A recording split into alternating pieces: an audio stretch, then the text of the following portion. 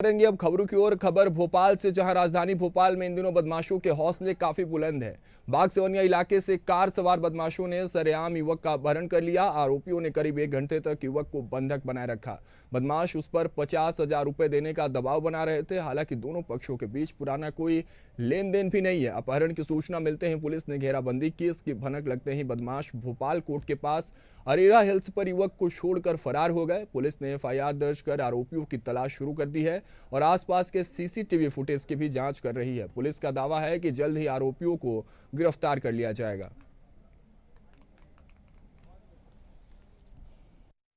Sir, एक अपहरण का मामला सामने आया है। इसमें 3-4 लोगों ने एक व्यक्ति का अपहरण किया है। क्या पूरा मामला है?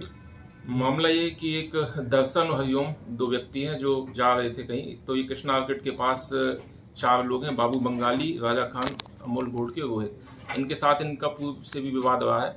तो इन लोगों ने अपनी जो स्विफ्ट कार से जा रहे थे, स्विफ्ट कार में हरिओम को स्विफ्ट कार के अंदर लिया और उसके साथ ही उसको धमकी भी दी और चाकू और पिस्टल की नोक पे इसको वहाँ से कार में डाल के लोग ले गए। उसके साथ मारपीट भी की और 50,000 रुपये इससे मांगे भी, जो उस समय उसके पास थे नहीं, तो उसने दिए नहीं।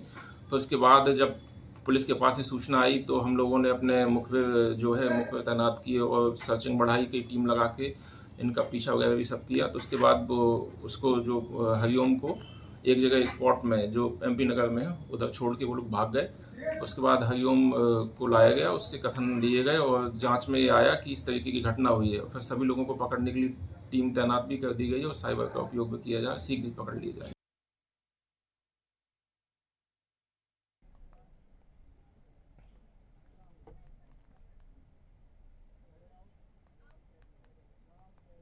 रतलाम जिले में अनंत चतुर्दशी के अवसर पर अखाड़ों और झांकियों के साथ उत्सव मनाया गया। इस दौरान शहर में विभिन्न अखाड़ों के पहलवानों और झांकियों का भव्य प्रदर्शन हुआ, जिसमें ग्रामीण क्षेत्रों से आए लोगों ने भी हिस्सा लिया। प्रमुख झांकियों और अखाड़ों में जवाहर व्यायामशाला और आजाद क्लब की भागीदारी प्रमुख रही। 3,000 से अधिक पहलवानों ने अपनी कला का प्रदर्शन किया। लघु एवं सूक्ष्म उद्योग मंत्री चेतन काश्यप ने झांकियों और पहलवानों का स्वागत भी किया और उन्हें पुरस्कृत किया। अखाड़ों में बच्चियों द्वारा मलखंभ और तलवारबाजी का प्रदर्शन खास आकर्षण रहा।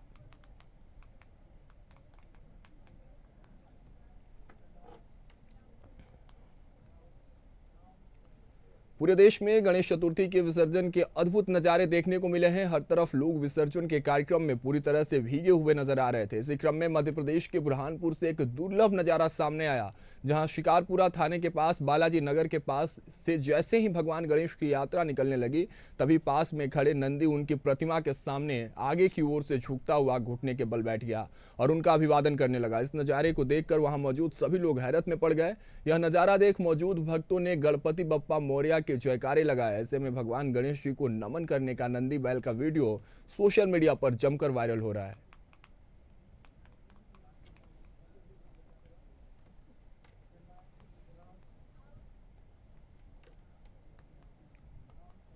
बिलासपुर के तारबाहर इलाके में सड़क पर फिलिस्तीन का झंडा लहराता नजर आया। जब इस पर हिंदू जागरण मंच की नजर पड़ी तो विरोध शुरू हुआ। हिंदू जागरण मंच ने इसकी शिकायत पुलिस से की, जिसके बाद पुलिस ने सड़क के बीच में लगे झंडों को उतार और झंडा लगाने वाले लोगों को तलाश शुरू कर दी।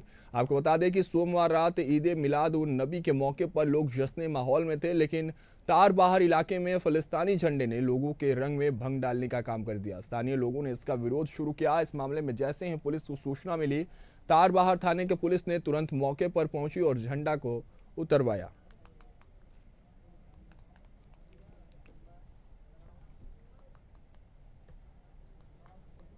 जांजगीर चांपा के किरीत गांव के एक युवक ने कीटनाशक दवा पीकर आत्महत्या कर ली। आत्महत्या करने से पहले युवक ने अपनी पीड़ा को बताया और आत्महत्या कर ली। युवक ने अपने वीडियो में अपनी पत्नी से हुए अनबन के लिए माफी मांगते हुए अपने परिजनों से माफी मांगी और खेत के बीच में कीटनाशक मिले। इस वीडियो को देखने के बाद परिवार के लोग खेत में पहुंचे और गंभीर युवक को उपचार के लिए सामुदायिक स्वास्थ्य केंद्र में भर्ती कराया गया, जहां इलाज के दौरान उसकी मौत हो गई।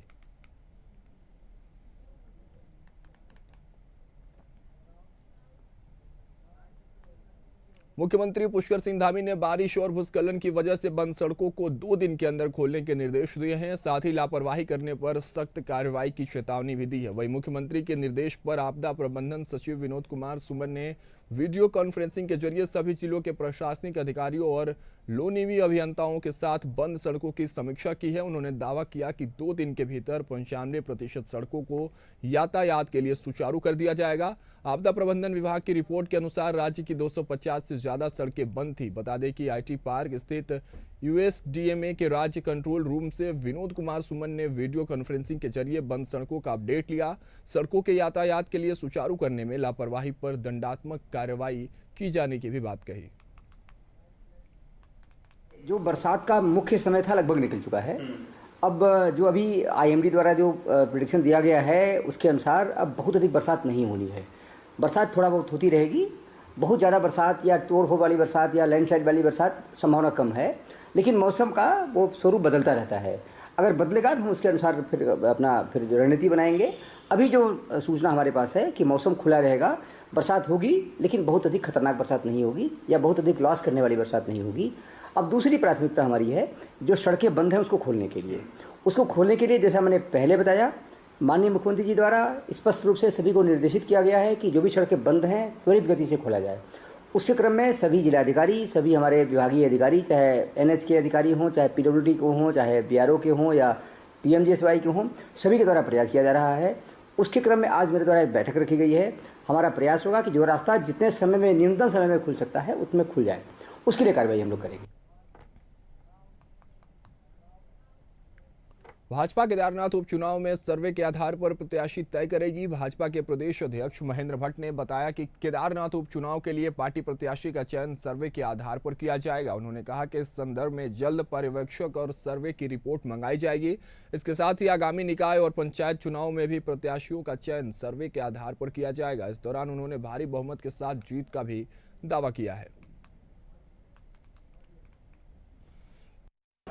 देखिए, हम हर चुनाव के लिए सदैव तत्पर रहते हैं। हर चुनाव की रणनीति हमारी पूर्व में नियोजित रहती है। हम उसके लिए अभी जो नगर निगम के चुनाव उसके लिए प्रदेश की पर्यवेक्षक टोली हम भेजने वाले हैं। बहुत जल्दी वो टोली नगर निगम में, नगर पालिका में जाएगी। प्रत्याशियों, कार्यकर्ता राय शुमारी के बाद प्रत्याशी का पैनल आएगा, उस पर हम पब्लिक सर्वे कराएंगे और सर्वे के आधार पर प्रत्याशी की घोषणा करेंगे। बहुत जल्दी जैसे चुनाव घोषित होता है हम अपने प्रत्याशी घोषणा कर देंगे। और मैं कह सकता हूँ कि हम चुनाव को, जैसे पिछली बार के चुनाव में हम 90% नगर निगम जीते हैं, उसी प्रकार की जीत हमारी इस बार भी रहेगी। देखिए, हम मानसून की दस्तक के बाद प्रदेश में लगातार हो रही भारी बारिश के बीच मौसम विभाग ने एक बार फिर से पूर्वानुमान जारी किया है। मौसम विभाग के मुताबिक 1 से 2 दिनों तक प्रदेश के अधिकांशों में भारी बारिश देखने को मिल सकती है। हालांकि अन्य जनपदों में हल्की से मध्यम बारिश के आसार नजर आ रहे हैं। वहीं मौसम विभाग के निदेशक ने कहा कि आने वाले दिनों तक पिथौरागढ़, चमोली और नैनीताल जनपद को येलो अलर्ट में रखा गया है। हालांकि बागेश्वर में इस दौरान ऑरेंज अलर्ट जारी रहेगा। वहीं अन्य जनपदों में हल्की से मध्यम बारिश के साथ कहीं कहीं पर भारी बारिश की संभावना भी नजर आ रही है। साथ ही आगे मौसम साफ रहने का अनुमान भी है। साथ ही इस दौरान भारी बारिश के चलते मौसम विभाग ने आम जनता को सतर्क रहने की हिदायत दी है। तारीख आपकी है तो 17 और 18 में जो पहले भी बोला गया था कि थोड़ी जो एक्टिविटी इस दौरान बढ़ेगी। जो अभी एक निम्न दबाव का क्षेत्र या जो डिप्रेशन जो है गेंजेटिक वेस्ट बंगाल पे बना हुआ था, तो वो अब आगे को थोड़ा मूव करेगा और हालांकि वो वीक पड़ जाएगा, काफ़ी वीक पड़ जाएगा, पर उसकी वजह से कहीं ना कहीं जो एक्टिविटी थोड़ी सी हो मिलने वाली प्रदेश में। तो आज 17 और 18 के 2 दिन की बात कर रहे हैं तो अनेक जगहों तक में हल्की मध्यम बारिश की वो संभावना है। जहाँ तक भारी बारिश की बात करें, वार्निंग की बात करें, तो येलो में आप ये कह सकते हैं कि जो हमारा पिथौरागढ़ है या इसी तरह चमोली डिस्ट्रिक्ट है या नैनीताल है, उसको रखा गया है, येलो वार्निंग में रखा गया है।